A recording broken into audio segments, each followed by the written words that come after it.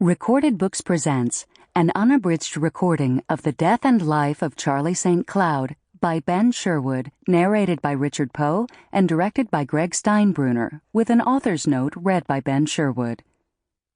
The author opens with two epigraphs. The first is a quote from Pierre Teilhard de Chardin.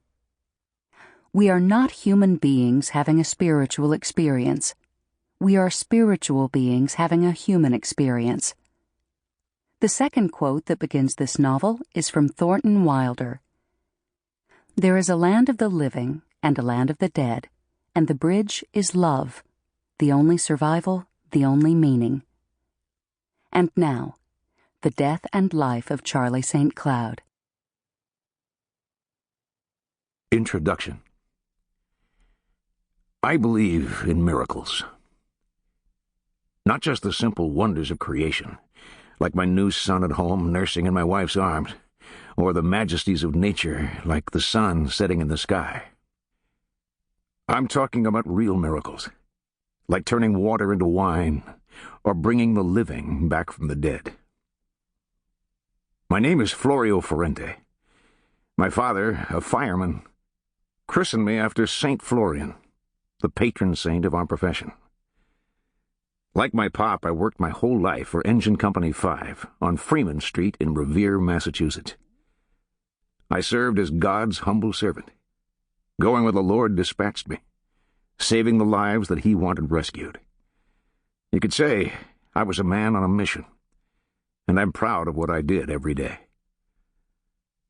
Sometimes we arrived at a fire too late to make a difference.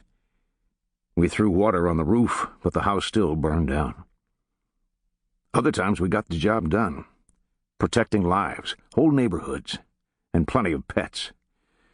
Those cats and dogs sure chewed me up, but I'm glad I hauled every single one down the ladder. Most folks have a picture of us loaded with gear, rushing into flaming buildings. That's right, this is serious business.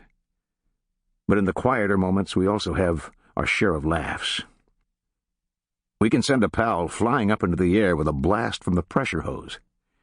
And we make our wives crazy planting rusty old hydrants next to the geraniums in our backyards. We have more toy fire trucks than our kids.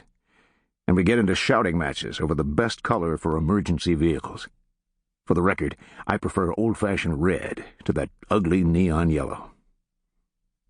Above all, we tell stories.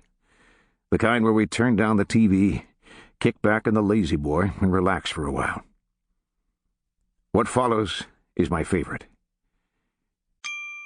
Sample complete. Ready to continue?